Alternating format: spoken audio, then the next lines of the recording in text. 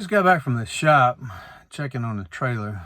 Today is Tuesday, and this is exactly 1 week since I dropped the trailer off at the shop to have some repairs done.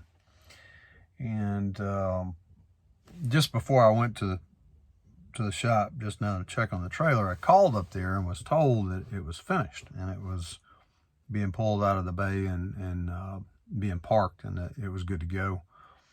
And what actually happened was that the left hand didn't know what the right hand was doing. The mechanic that was working on it wasn't removing it from the door or from the bay to go and park it as being completed. He was just taking it out, test driving it, and still having an issue and a problem getting the ABS light to go off. So it was not ready. And the interesting thing about that is there's two loads that we were looking at on the load boards right before I left. And my wife is talking to me about, whether we should go ahead and book one of these loads or not. And it was probably about a $1,400 load that would be taking us to Front Royal tomorrow. Could have probably picked it up today, ran that tomorrow. And then there's another one on there that for the next day. That would be ideal. That's the kind of stuff that we like to do, stuff I can get up there and turn in a day and be back. And gross revenue is $1,200 to $1,400 to the truck, and try to do at least $1,000 if we can. Don't always do that, but try to average about $1,000 per day. And then for me, what I like to do is be home just about every day. Now, you might not want to do that. You might want to be out on the road overnight, one or two nights, and run a loop and get back in. You might want to go out on the road for 2 or 3 days at a time. Is whatever floats your boat and makes you happy. But for us, what I like to do is, whatever I can turn in a day and be back, and then maybe once a week or something like that, do an overnight trip, that kind of thing, if it pays enough for it to be worthwhile for me to do that. Well, obviously, if we had booked either one of those loads, that would be a problem, because I'd have to be calling the broker back up and say, sorry, we can't take that load after all. So that's just something that, it's like I told her before I left the house. I said, no, we're not booking anything until I actually have the trailer back in my possession and have tested it out and made sure that everything is working on it the way it's supposed to be. Because, being in trucking for as long as I have, I know a lot of things can go sideways, just like in this case. It's not that uncommon for there to be miscommunication, or it's even less uncommon to go pick your trailer up or your truck up or whatever it is and find out that it's not fixed, or it's not fixed correctly.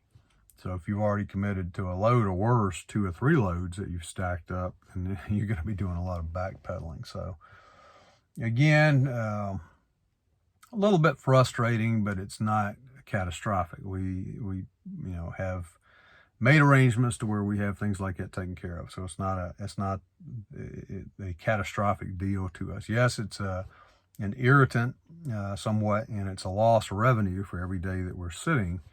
But if you're just starting out in trucking, that's another reason that you absolutely have to have emergency reserve funds, operating reserve funds, and personal savings to cover your expenses when things don't go according to plan.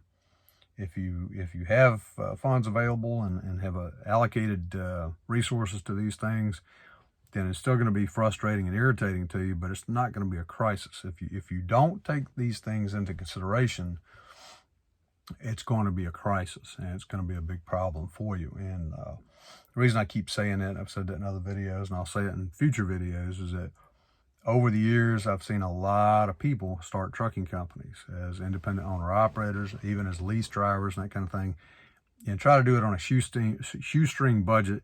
No savings, no money, no nothing, no even money personally allocated for their own survival while they're trying to build a business, and it's gone sideways for them real fast.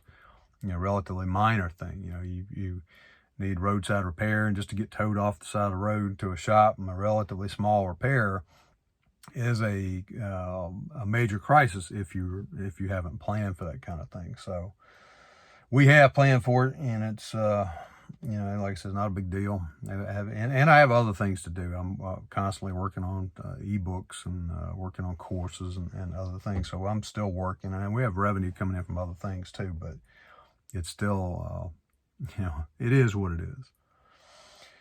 So, in the shop, guy's having a bad day. He had one of his mechanics working on another truck, a big fleet truck, and something happened. I don't know what he did, but he dumped it had a automatic transmission in it, and he wound up dumping all the transmission fluid out all over the floor. So that's a loss of some money, not to mention a hell of a mess. So hopefully they'll have a better afternoon than they've had so far too.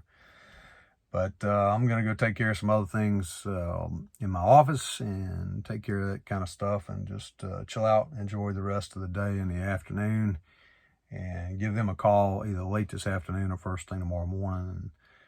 And eventually, sooner or later, we'll get our trailer back. And as soon as we do, then we'll book the next load. Like I said, had we got it back today, we'll be headed to Front Royal tomorrow.